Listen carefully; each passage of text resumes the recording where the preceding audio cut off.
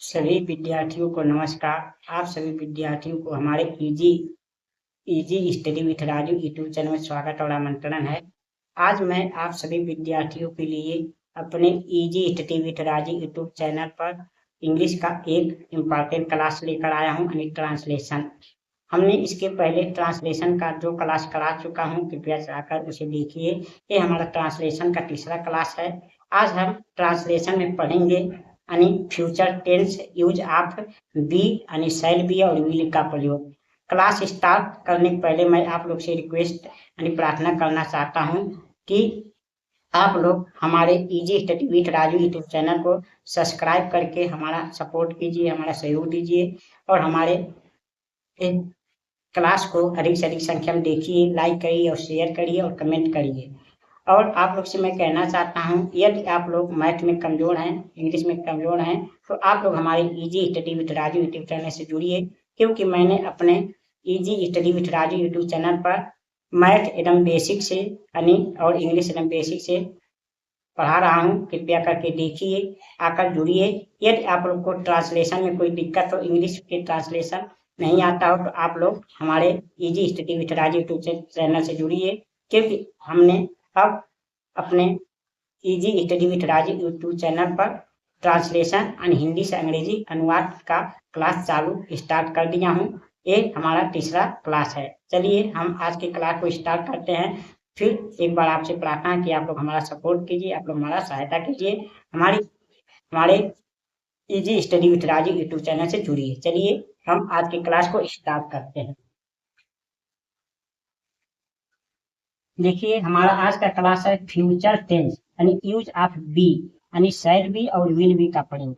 अब हम कैसे जानेंगे कहा शैल बी और विल बी का यानी फ्यूचर टेंस, यानी इसे आप सिंपल फ्यूचर टेंस भी कह सकते हैं। उसमें होता है जैसे देखिए हमें पहचानने का है कि कब हम शैल बी और विल का प्रयोग करेंगे।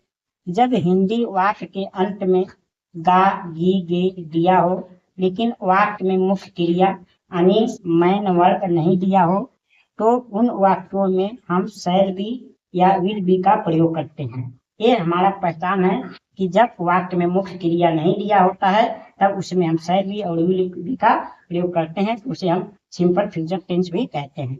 चलिए देखिए पहला नियम है मैं यानी मैं और हम, जहाँ रहेगा जो कर्ता यानी आई एंड वी के साथ शैल बी का प्रयोग होता है। अन्य जो कर्ता बचते हैं, शेष कर्ता जो बचते हैं, अनथर सब्जेक्ट के साथ हम विल बी का प्रयोग करते हैं। अब देखिए हम टाइप्स ऑफ सेंटेंस यानी हम टाइप ऑफ सेंटेंस के प्रकार के देखते हैं। हमारा ए टाइप है अफर्मेटिव और पॉजिटिव सेंटेंस यानी सकारात्मक वाक्य। हमारा पहला टाइप क्या होता है? अफर्मेटिव और पॉजिटिव सेंटेंस यानी सकारात्मक वाक्य। जिन वाक्य में नाट नहीं दिया होता है उसे हम सकारात्मक वाक्य कहते हैं। इसका फार्मूला है पहले कर्ता फिर शैल बी या विल बी। यदि आई और वी रहेगा यानी मैं और हम रहेगा तो शैल भी लगेगा, बाकी कर्ता के साथ यानी सब्जेक्ट के साथ विल भी लगेगा। उसके बाद कर्म अन्य, इसी को अंग्रेजी में याद करेंगे सब्जेक्ट प्लस शैल बी या will be plus object plus another. देखिए कुछ एग्जाम्पल देखते हैं, जैसे मैं एक खिलाड़ी बनूंगा। अब देखिए तो क्या होगा आई, अब आई साथ क्या लगेगा? शैल बी लगेगा। क्या लगेगा? Shall be. इस मॉडल इंग्लिश के साथ शायद विल भी लग सकता है तो भी चलेगा, क्योंकि ये एक्सियल इंग्लिश का नियम है कि आई और वी के साथ शैल भी लगता है, तो आई के साथ शैल भी लगेगा। उसके बाद ए प्लेयर, मैं एक खिलाड़ी बनूंगा, आई शैल बी ए प्लेयर। अब दूसरा एग्जांपल देखते हैं, तुम गरीब आदमी होगे तो यू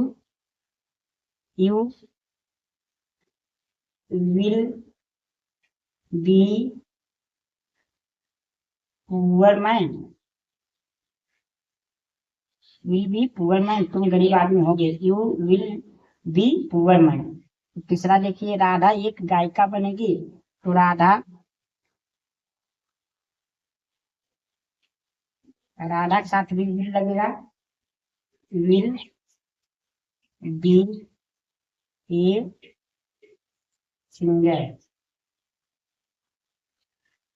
सिंगर। हम ईमानदार सिपाही होंगे तो देखिए इसके साथ क्या लगा? हम के साथ शैल लगता है तो shall be honest honest police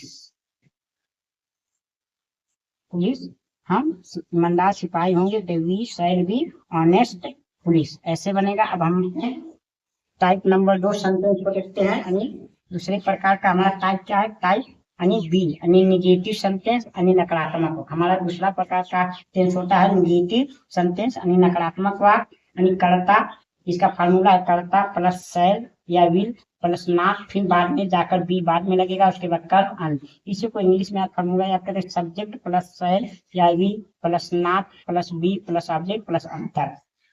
देखते हैं कुछ एग्जाम्पल। जैसे हम भूखे नहीं होंगे तो वी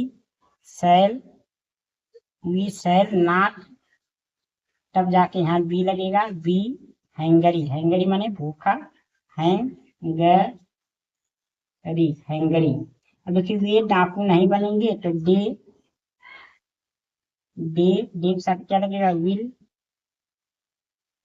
उसके बाद नॉट, तब जाके अंत में बी लगेगा, उसके बाद डाकू का रॉबर, ROBBR रॉबर। भोला बूढ़ा नहीं होगा, भोला लगेगा, Bhola will not be old, वो हमारा नौकर नहीं होगा तो he will not be our servant, our servant. इस प्रकार से बनेगा, वे हमारा नौकर नहीं होगा, he will not be our servant. अब हम देखते हैं अपने टाइप नंबर 3 को, यानी इंट्रोगेटिव सेंटेंस यानी प्रश्नवाचक वाक्य। इंट्रोगेटिव सेंटेंस यानी प्रश्नवाचक वाक्य, जिन वाक्य के द्वारा प्रश्न पूछा गया हो उसे हम इंट्रोगेटिव सेंटेंस कहते हैं। ये 2 प्रकार के होते हैं, हमेशा ये 2 प्रकार के होते हैं। पहला WH वाले प्रश्नवाचक वाक्य, जैसे इसमें का फार्मूला होता है WH प्लस शैल या विल प्लस कर्ता, प्लस करता रहेगा यहाँ, प्लस करता यानी सब्जेक्ट प्लस नॉट रहेगा तो नॉट, फिर बी, फिर कर यानी ऑब्जेक्ट, फिर अन यानी अंतर लगेगा।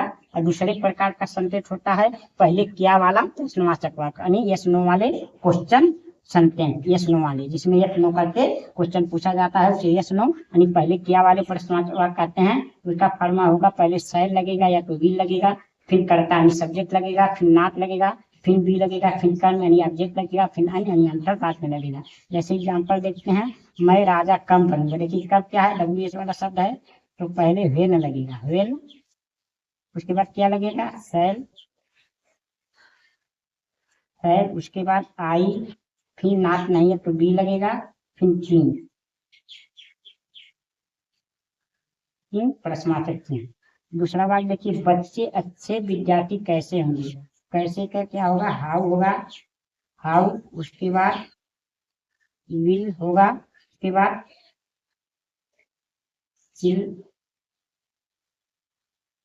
चिल्ड्रेन होगा, चिल्ड्रेन, उसके बाद नॉट नहीं तो बी लगेगा, बी, उसके बाद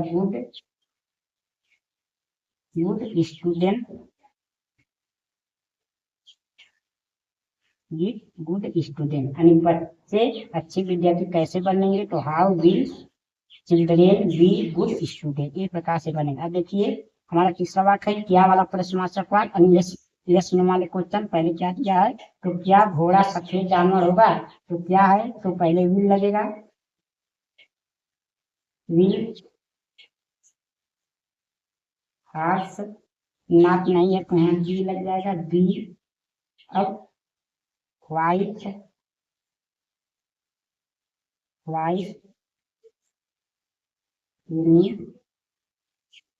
एनिमल, व्हाइट एनिमल, क्या घोड़ा सफेद जानवर होगा, तो इसी प्रकार है will horse be white animal, ऐसे कुछ भी हो सकता है, क्या घोड़ा सफेद है, क्या गाय पालतू जानवर होगी, क्या क्या वह डॉक्टर बनेगा, क्या हम नेता बनेंगे, कोई भी वाक्य इस प्रकार से दे सकता है। देखिए क्या हम धनी लोग नहीं होंगे। अब देखिए तो यहाँ पहले सैर लगेगा, सैर और वी लगेगा, वी नाक, यह तो नाक लगेगा, नाक। उसके बाद बी जाकर यहाँ लगेगा। उसके बाद धनी का क्या होता है, रिच। और पीपुल माने लोग होता है, P E O P L E, people. इस प्रकार होगा, क्या हम धनी लोग नहीं होंगे, shall be not be rich people. क्या हम बीमार नहीं होंगे, क्या तुम नेता नहीं बनोगे, क्या तुम किसान नहीं बनोगे। इस प्रकार के वाक्य इस प्रकार से बनाते हैं। चलिए एक बार इसे हम रिवीजन कर लेते हैं। देखिए आज का हमारा ट्रांसलेशन का नियम है future tense and use of be यानी शैल बी और विल बी का प्रयोग। जब हिंदी वाक्य के अंत में गा बी गे दिया हो लेकिन वाक्य में मुख्य क्रिया यानी मैन वर्ब नहीं दिया हो तो उन वाक्यों में शैल बी या विल बी का प्रयोग होता है। देखिए जैसे पहला मैं और हम यानी आई और एंड रहेगा, आई और वी रहेगा तो उसके साथ फैल भी लगेगा। अन्य करता अन्यथा सब्जेक्ट रहेगा तो विल बी का प्रयोग हुआ। देखिए हमारा टाइप नंबर 1 होता है ए अफर्मेटिव और पॉजिटिव सेंटेंस यानी सकारात्मक वाक्य। यानी इसका फार्मूला है कर्ता प्लस शैल बी या विल बी प्लस कर्म प्लस सन। इंग्लिश में इसको इस प्रकार याद करेंगे, सब्जेक्ट प्लस शैल बी या will be plus object plus अंतर। अब देखिए एग्जाम्पल, मैं एक खिलाड़ी बनूंगा, आई शैल बी ए प्लेयर। तुम गरीब आदमी होंगे, you will be poor man. Radha एक गायिका होगी, Radha will be a singer. हम ईमानदार सिपाही होंगे, we shall be honest police. अब देखिए type number 2 negative sentence B negative sentence यानी नकारात्मक वाक्य। इसका फार्मूला है कर्ता प्लस शैल या will plus not plus be plus कर्म प्लस अन। इसी को इंग्लिश में आप याद करेंगे, सब्जेक्ट प्लस शैल या will plus not plus be plus object plus another. देखिए कुछ एग्जाम्पल, हम में भूखे नहीं होंगे, we shall not be hungry. वे डाकू नहीं बनेंगे, they will not be robber. Bhola बूढ़ा नहीं होगा, Bhola will not be old. कोई हमारा नौकर नहीं होगा, he will not be our servant. इस प्रकार से निगेटिव सेंटेंस बनते हैं। कोई भी future present simple future tense का वाक्य हो यानी यूज ऑफ बी का शैल बी यूज का प्रयोग ऐसे बनता है। अब देखिए हमारा type number C interrogative sentence यानी प्रश्नवाचक वाक्य। ये दो प्रकार के, हमेशा प्रश्नवाचक कोई भी वाक्य हो किसी भी प्रकार का इंट्रोगेटिव हमेशा दो प्रकार के होते हैं। पहला WH वाले प्रश्नवाचक वाक्य यानी जो इसमें क्यों कब कहाँ कैसे किसको दिया हो तो वैसे WH वाले आते हैं। जैसे इसका फार्मूला है WH प्लस शैल या विल प्लस कर्ता plus not plus be plus कर्म प्लस सन। या तो मिसी कह सकते हैं WH शैल या विल या subject plus not plus be plus object plus अंतर। दूसरा प्रकार का यस नो वाले क्वेश्चन यानी पहले क्या वाले प्रश्नवाचक हुआ, इसे पहले क्या दिया रहता है तो यस नो वाले क्वेश्चन कहते हैं। तो इसमें पहले शैल लगेगा या विल, फिर करता यानी सब्जेक्ट रहेगा, फिर नॉट रहेगा, फिर बी लगेगा, फिर कर्म यानी ऑब्जेक्ट रहेगा, फिर अन्य यानी अंतर रहेगा। देखिए कुछ एग्जाम्पल, मैं राजा कब बनूंगा, when shall I be king. बच्चे अच्छे विद्यार्थी कैसे होंगे, how will children be good student. अब देखिए क्या वाला यानी ये सुनने वाला सेंटेंस है, क्या घोड़ा सफेद जानवर होगा तो क्या है घोड़ा सफेद विल लगेगा, will horse be white animal. अब देखिए क्या हम धनी लोग नहीं होंगे तो shall be not be rich people. इस प्रकार से हम वाक्य को बनाते हैं। यदि आप लोगों को आज की क्लास यानी फ्यूचर टेंस, इसे सिंपल फ्यूचर टेंस भी कह सकते हैं यानी यूज ऑफ बी यानी शैल बी और बी का प्रयोग वाला क्लास यानी ट्रांसलेशन समझ में आया हो, यदि आप लोग को पसंद आया हो और अच्छा लगा हो तो आप लोग हमारे वीडियो को हमारे क्लास को अधिक से अधिक लाइक करिए, शेयर करिए और कमेंट करिए। और आप लोग अधिक से अधिक संख्या में हमारे easy study with Rajeev YouTube channel से आकर जुड़कर हमारे चैनल को सब्सक्राइब करके हमारा सपोर्ट कीजिए यानी हमारा सहयोग कीजिए। मुझे आशा विश्वास है ये क्लास आपको बहुत अच्छा लगा होगा। मैंने यानी हिंदी से इंग्लिश ट्रांसलेशन के 3 क्लास करा चुका हूँ। कृपया ये अभी शुरुआत से है, कृपया करके आपको टेंस ट्रांसलेशन पढ़ना है यानी हिंदी से इंग्लिश में ट्रांसलेशन पढ़ना है तो आके आप लोग जुड़िए हमारे कक्षा से। आपको हम ट्रांसलेशन ऐसे ही एकदम आसानी एकदम पूर्ण नियम के साथ एक एक बात को समझाते हुए आपको उदाहरण के साथ बताएंगे और समझाएंगे। अभी तो शुरुआत है, आके जुड़िए। और ये मुझे आशा और विश्वास है कि ये क्लास आप लोगों के लिए बहुत महत्वपूर्ण और उपयोगी होगा। यदि आप लोगों को क्लास पसंद आया हो तो आप लोग शेयर, लाइक और कमेंट अवश्य करिएगा और हमारे easy study with Rajeev YouTube channel को सब्सक्राइब करके अपना सपोर्ट अवश्य कीजिएगा। अब हम अगले क्लास में अगले नियम के अगले ट्रांसलेशन के साथ मिलेंगे। तब तक के लिए आप लोगों का हमारी क्लास देखने के लिए, हमारे क्लास से जुड़ने के लिए बहुत बहुत धन्यवाद।